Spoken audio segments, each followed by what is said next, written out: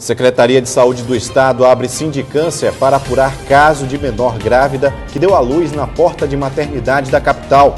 Shopping do centro da cidade pega fogo em São Luís. Incêndio também em condomínio no bairro do Turu. Consumidores denunciam problemas em planos de saúde. Não está tendo diferença do SUS. Todo mês, regularmente, estamos pagando em dias. Se atrasar 15 dias, eles já estão mandando a cartinha. Prorrogado o resultado do programa Mais Médicos. E ainda tem futebol. Moto é líder da Série B. Tudo isso e muito mais. Agora, no Maranhão acontece.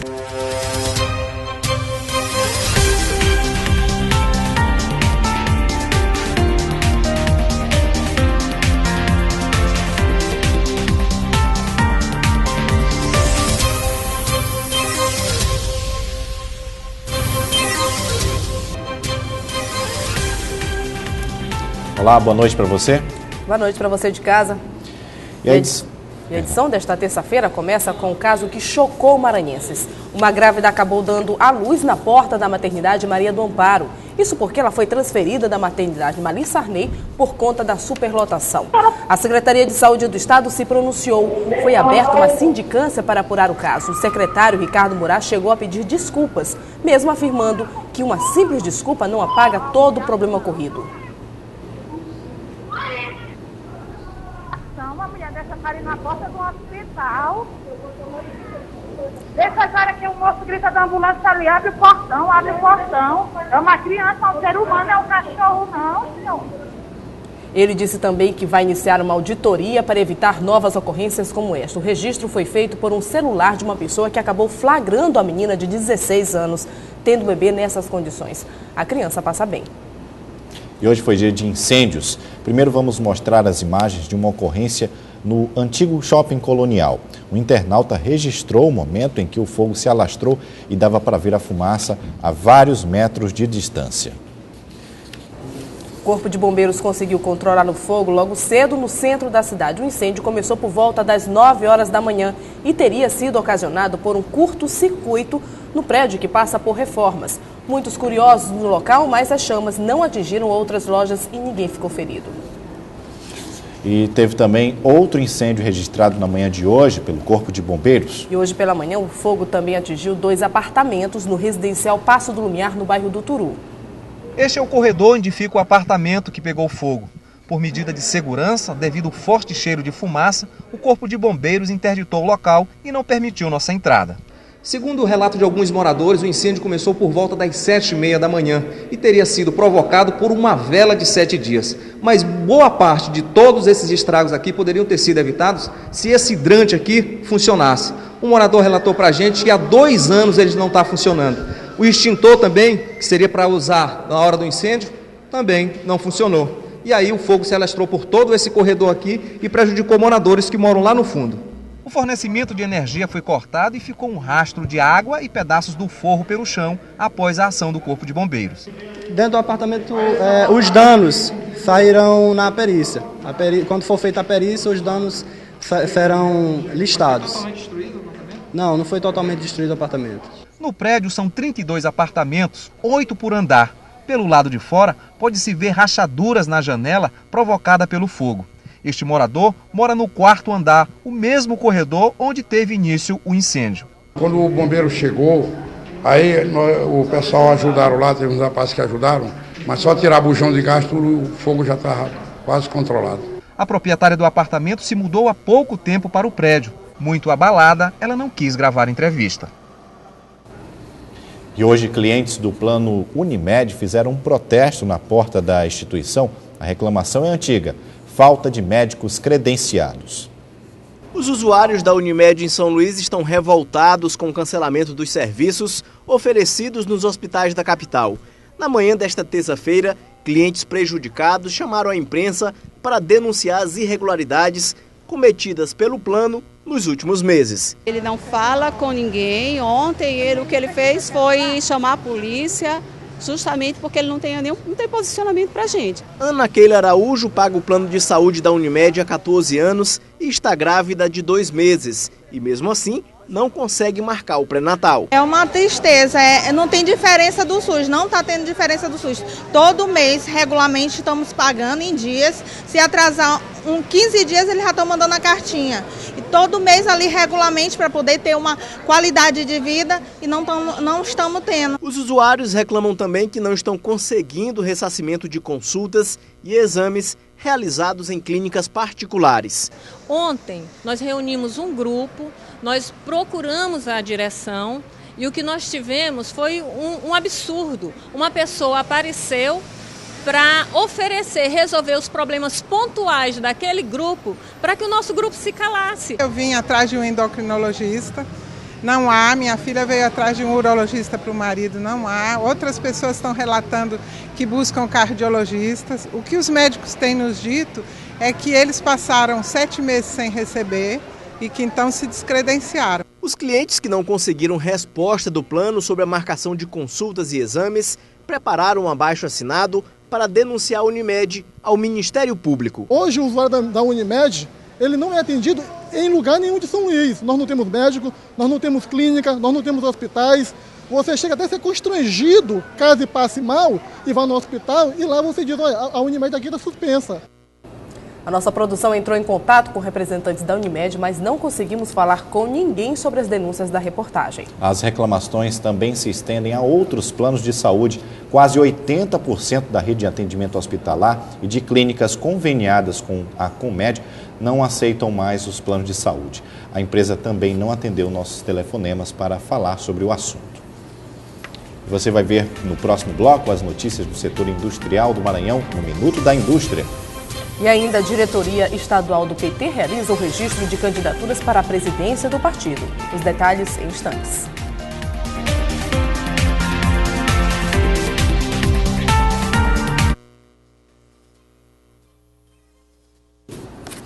Fiema. Minuto da Indústria. Hoje é dia de falar da indústria maranhense. Cursos de captação são oferecidos para esquentar o mercado de trabalho. Entre as oportunidades estão panificação, eletromecânica e muito mais. Acompanhe as notícias do Minuto da Indústria. Responsabilidade social. Esta é uma das atitudes de empresas que buscam uma posição de destaque no cenário empresarial no século XXI. E o Senai, com seu programa de ações inclusivas, possibilita às indústrias exercer a responsabilidade social e ainda cumprir a lei que estabelece cotas para pessoas com deficiência nas empresas. Através do programa Senai de Ações Inclusivas, pessoas com deficiência são qualificadas para trabalharem na indústria e as atividades acontecem tanto nos centros de educação profissional do Senai quanto em entidades parceiras.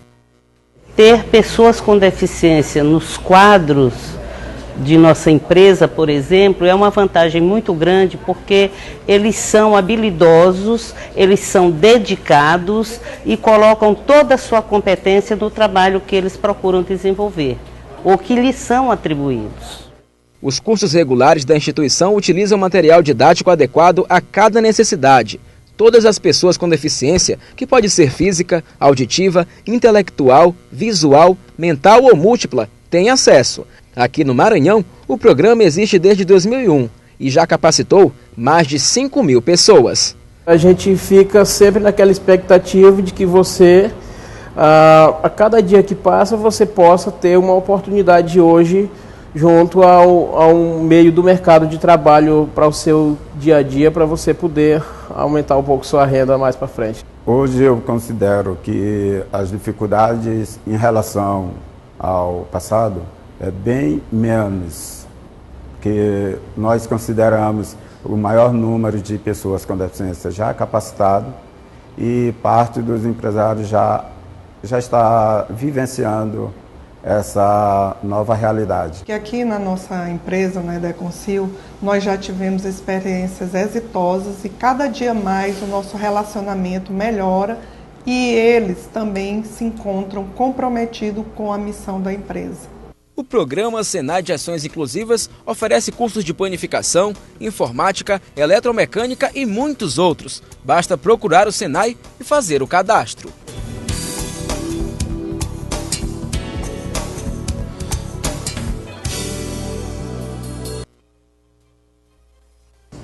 Hoje é comemorado em todo o país o Dia do Economista, profissional responsável pela análise e elaboração de cenários nas áreas social, econômica e financeira. Para falar sobre a data, recebemos o atual secretário de Planejamento da capital, também integrante do Conselho da Classe e economista, Cursino Moreira. Boa noite, Cursino. Seja bem-vindo aqui ao Maranhão Acontece mais uma vez. E o que podemos aí destacar, então, nesse dia que, acredito eu, especial para a sua classe de economista, visando o nosso cenário São Luís, visando o nosso cenário Maranhão? Eu acho que a gente pode destacar uma série de coisas, mas eu me centraria num momento especial que nós estamos passando, no que diz respeito especificamente à cidade de São Luís, que é a construção de um processo de planejamento da cidade para o curto prazo, para o médio prazo e para o longo prazo, né? A administração municipal de São Luís está organizando um processo de planejamento em que ela justamente procura montar e elaborar documentos que permitam que a cidade, seus habitantes, os seus investidores tenham essa visão de prazo, para que eles possam então tomar suas decisões, tendo em vista o que está pensado para o futuro. Se a gente pensasse dessa forma, como o Maranhão, a gente poderia ter mudado, então, a situação econômica hoje que a gente vive? Eu acho que sim. O Maranhão vem sendo, assim, eu acho que um caso bastante interessante, bastante atraente, da gente compreender o que é o processo de desenvolvimento. O Maranhão, da década de 80 para cá, foi objeto da realização de uma série de grandes investimentos. A Vale e a Alumar realizaram investimentos nos anos 80 e 90 de mais de 5 bilhões de dólares na cidade de São Luís, e isso transformou profundamente a cidade de São Luís.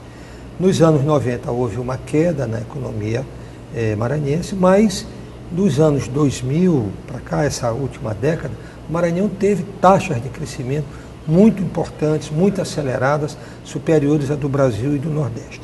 E o paradoxal disso é que esse processo de crescimento econômico vigoroso, expressivo, né, que fez e que se projeta que o PIB do Maranhão possa até quadruplicar no espaço de 20 anos, não se transformou em desenvolvimento humano, isto é, as condições de vida objetivas da pessoa, saneamento, habitação, educação, saúde, lazer, segurança, cultura, etc., né, não se generalizaram no seio da sociedade, não se transformaram em condições melhores de vida para a população. Então, isso constitui um grande desafio para os economistas e para toda a sociedade maranhense, transformar esse nosso crescimento em desenvolvimento humano, sobretudo agora que nós estamos vivendo um outro ciclo de grandes investimentos. E sobre esse papel do economista no cenário maranhense, o senhor acredita que procurar desenvolver todos esses números que vêm aparecendo a favor do Maranhão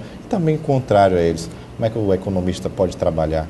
Eu acho que o economista pode trabalhar isso de várias formas e vem trabalhando. Eu acho que é difícil a gente pensar o Maranhão de hoje, o Maranhão no estágio em que ele hoje se encontra, se não tivesse aqui sido criada uma faculdade de economia, se não se tivesse formado já milhares de economistas que, com seu trabalho em vários segmentos, na saúde, na educação, na própria economia, no setor produtivo, deram sua contribuição para transformar o nosso Estado. O economista é um profissional voltado para o desenvolvimento. Ele é uma pessoa, um profissional cuja a formação, cujo conhecimento técnico e científico lhe permite operar as transformações que são desejáveis para que a sociedade possa progredir.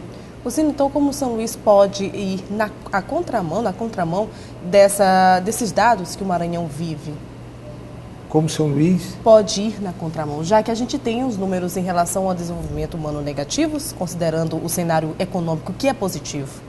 São Luís, nesse contexto, apresenta até dados muito favoráveis em torno do desenvolvimento humano. Entretanto, como acontece em todo o Estado, isso está restrito a certos espaços geográficos, a certos territórios. A cidade de São Luís, no geral, tem um índice de desenvolvimento já de médio para superior, entretanto isso é restrito a certos territórios. Então, esse é um desafio da gente generalizar o processo de desenvolvimento. Esse eu acho que é assim a meta permanente de toda a sociedade. Generalizar o processo de desenvolvimento, fazer que o desenvolvimento humano alcance todas as pessoas de nossa cidade e do nosso estado. Nosso muito obrigado ao economista Cursino Moreira e atual secretário de Planejamento da capital. Muito obrigado. Parabéns. Muito obrigado e prazer ter estado aqui novamente. Boa noite. Obrigado, Cursino. O Diretório Estadual do Partido dos Trabalhadores iniciou o processo de votação para eleger o próximo presidente do PT Maranhão. Ao todo, são 6 chapas que devem eleger seus dirigentes no mês de novembro. Ao todo, foram confirmadas 6 candidaturas à presidência e 8 chapas para a Comissão de Ética, Conselho Fiscal e para delegados. A escolha dos novos dirigentes será realizada em todo o território brasileiro, onde o PT está organizado no dia 10 de novembro. Apesar disso, os candidatos já estão focados nas eleições de 2014. E para a escolha do governador do Maranhão, os candidatos à presidência apontam 3 teses. A primeira seria manter a aliança com o PMDB e apoiar o candidato de direita. É importante que a gente continue nesse processo. Nós temos o vice-governador do Estado, que é importante para o PT ter o vice-governador do Estado, né? Vamos eleger uma boa bancada de deputado estadual, de deputado federal. Então é isso, o PT vai crescer mais ainda. A segunda é encabeçada por petistas que apoiam uma candidatura independente, onde será lançado o nome para concorrer ao governo do Estado. O debate que nós estamos propondo para o PT é o debate do PT voltar a ser protagonista da cena política. Isso nos exige deixar de ser apêndice, deixar de ser aliado estratégico ou tático de outras forças políticas no Estado, para que nós possamos nos colocar como alternativa para a sociedade. E por fim, a tese que apoia uma aliança com os partidos de esquerda, em especial com o PCdoB de Flávio Dino. Tanto que nos vai nortear em 2014, embora eu defenda uma aliança com o PCdoB, com o Flávio, apoiei na eleição passada, é o projeto, né? E é um projeto de modificar os rumos do Maranhão. Além dos candidatos que você viu na matéria, os outros nomes que disputam a vaga na presidência estadual do PT são Eri Castro, Raimundo Teixeira e Rodrigo Comerciário. E o governo federal prorrogou até hoje as inscrições do programa Mais Médicos do Ministério da Saúde. Aqui, no primeiro mês de seleção, o Estado garantiu 30 profissionais. A quantidade de médicos destinados ao Maranhão equivale a 4,2% da necessidade dos municípios. Serão 13 profissionais que vão atuar na região metropolitana e outros 17 vão ser distribuídos em 13 cidades do Maranhão. O Estado aparece em último lugar na relação médico-pacientes. Veja, depois do intervalo, técnicos do IBGE estão sendo treinados para uma pesquisa na área da saúde. E ainda técnicos da rede de canal do Disque Denúncia participam de capacitação em São Luís. Veja em instantes.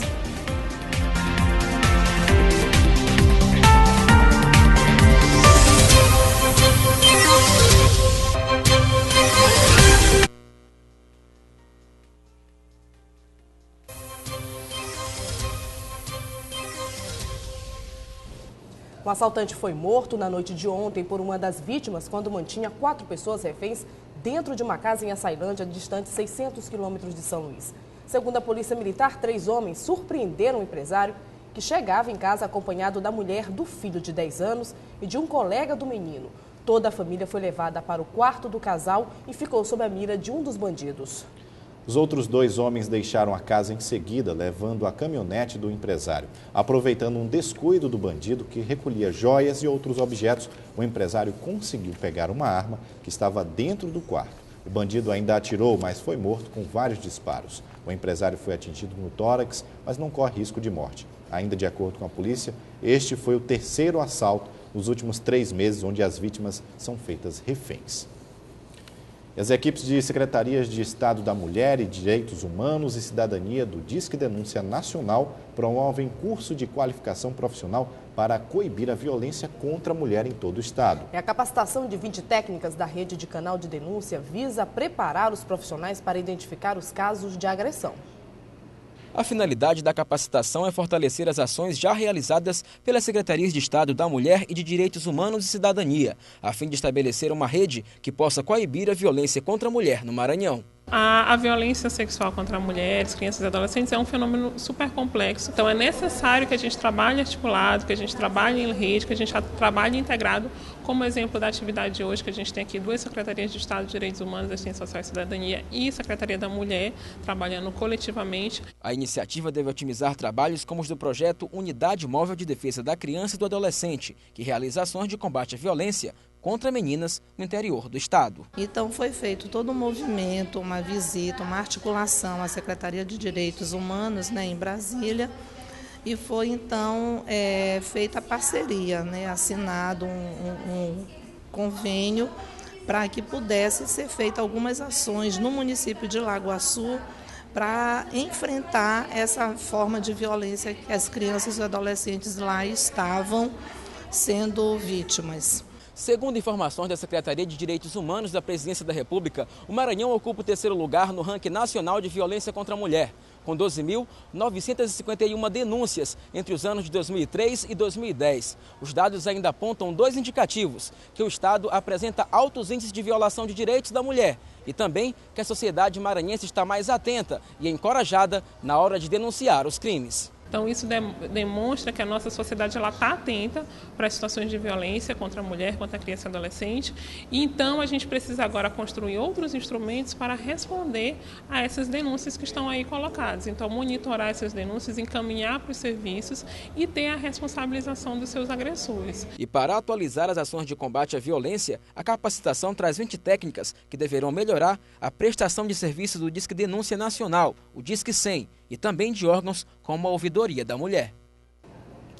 E o Maranhão foi o único estado a não se inscrever no Sistema de Seleção Unificada da Educação Profissional e Tecnológica, o SISUTEC. Em nota, o Instituto Federal de Tecnologia do Maranhão informou que a instituição não tem estrutura física para aderir ao programa. O sistema oferece profissionalização aos mais de 5 milhões de alunos que ainda não tiveram acesso ao ensino superior. Só nesta primeira edição, o SISUTEC ofereceu em todo o país mais de 239 mil vagas em 586 instituições de ensino de todo o país. O Ceará tinha 6.125 vagas disponíveis aos alunos de baixa renda. No Piauí, 2.772 vagas estavam disponíveis aos jovens que desejavam fazer um curso profissionalizante. Técnicos do IBGE estão sendo treinados para uma pesquisa de saúde que vai ser realizada em todo o país. Desta vez, todo o levantamento será realizado por meio do computador portátil, que substitui o tradicional formulário. A pesquisa deve ser finalizada em 5 anos.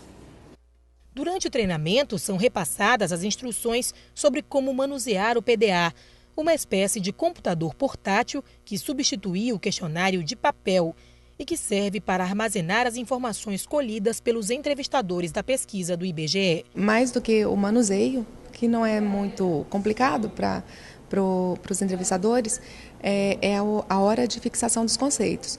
Todos os entrevistadores têm que ter os mesmos conceitos para que a pesquisa seja uniforme, ela seja padronizada para todo o Brasil, Vai ter uma parte inicial para caracterizar a questão dos domicílios, depois vai ter uma parte que vai caracterizar sobre todos os moradores e uma parte específica de um morador que será selecionado, onde serão feitos diversos questionamentos sobre sua saúde, estilo de vida, doenças crônicas, dentre outras perguntas relacionadas à questão da saúde daquele morador selecionado. Esta é a primeira vez que a Pesquisa Nacional de Saúde vai ser realizada nos domicílios de todo o país.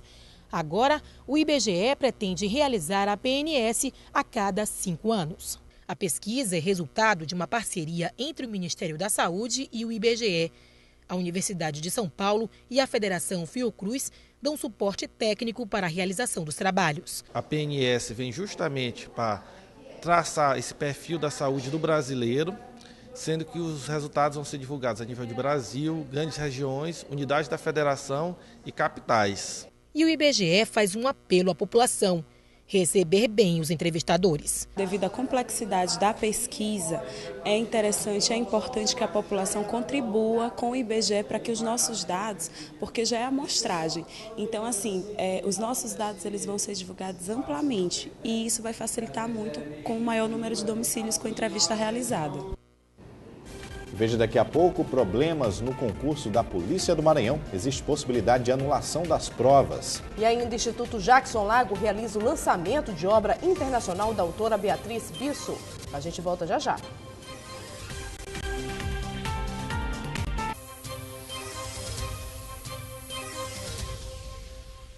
Secretaria de Segurança Pública entrou com recursos no Superior Tribunal de Justiça e no Tribunal de Justiça do Maranhão contra 265 liminares repassadas às pessoas que se matricularam para a próxima fase do concurso da Polícia Civil e Militar. Segundo o secretário, a capacidade na Academia de Polícia Civil é de 450 oficiais e com as liminares o número sobe para 650 participantes. Ainda segundo o secretário, ele afirma que a instituição não tem como pagar as bolsas e materiais necessários para este quantitativo. Caso a decisão seja favorável aos candidatos, estuda-se a possibilidade de formar pelo menos 2 turmas com datas diferentes de aulas. O concurso foi realizado no final do ano passado com 2.000 vagas. Mais de 76 mil se inscreveram. E só na primeira etapa, cerca de 300 mandados de segurança já contestavam os resultados e exigiam aprovação para a fase seguinte. A possibilidade de anulação não foi descartada. E a jornalista Beatriz Bisso usou toda a experiência como correspondente internacional e reuniu em um livro lançado ontem, A Vivência no Mundo Árabe. O convite foi feito pelo Instituto Jackson Lago, que também já trouxe outras obras para discutir em sociedade. O amor pela civilização árabe começou quando a doutora em História pela Universidade Federal do Rio de Janeiro, Beatriz Bisso, trabalhava como jornalista correspondente no Oriente Médio. A experiência virou tese de doutorado e a tese, um livro. A primeira questão que eu diria é que me trouxe, e eu espero poder transmitir aos leitores, é que o islamismo, a religião muçulmana, ela deu origem, na verdade, a uma grande civilização, a uma grande cultura. Eu não tinha a ideia de estudar a religião islâmica, nunca quis me interessar profundamente em religiões, mas sim em culturas. O Mundo Falava Árabe está em sua 3ª edição e traz histórias interessantes sobre a civilização islâmica. Aristóteles, por exemplo, ele vai ser traduzido e comentado e analisado, estudado pelos árabes, e vai ser através das traduções dos árabes que a Europa, na Idade Média, no que nós chamamos de Idade Média na Europa, vai entrar em contato com o pensamento, com a filosofia grega, que vai provocar na Europa uma reflexão profunda, mudanças inclusive na teologia cristã.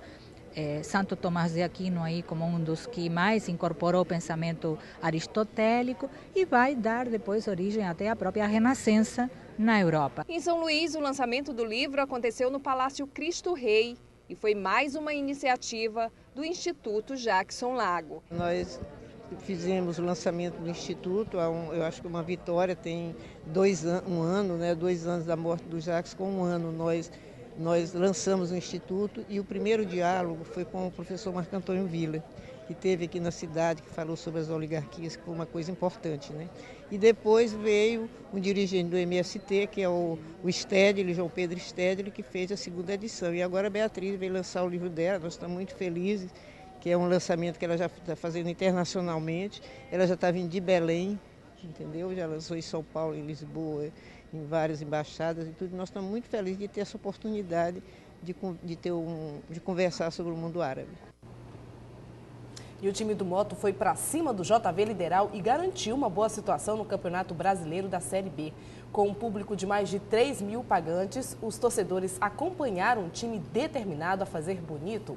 Foram 3 gols em cima do time de Imperatriz. E o Papão assumiu a liderança isolada da 2ª divisão com 6 pontos ganhos. Quem vem em segundo é o Sabiá com 4 pontos. O Moto com folga na rodada do meio de semana e ele folga na rodada de meio de semana e volta a jogar no domingo.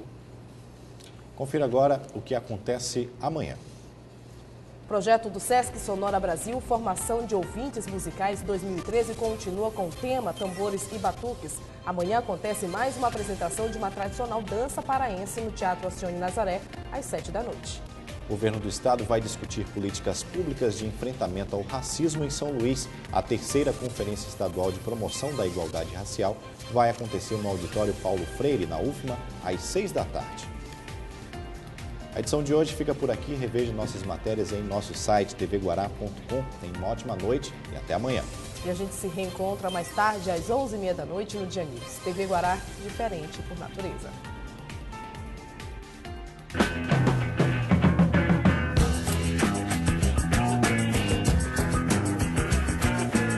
Babara uma, Romengo, Babara.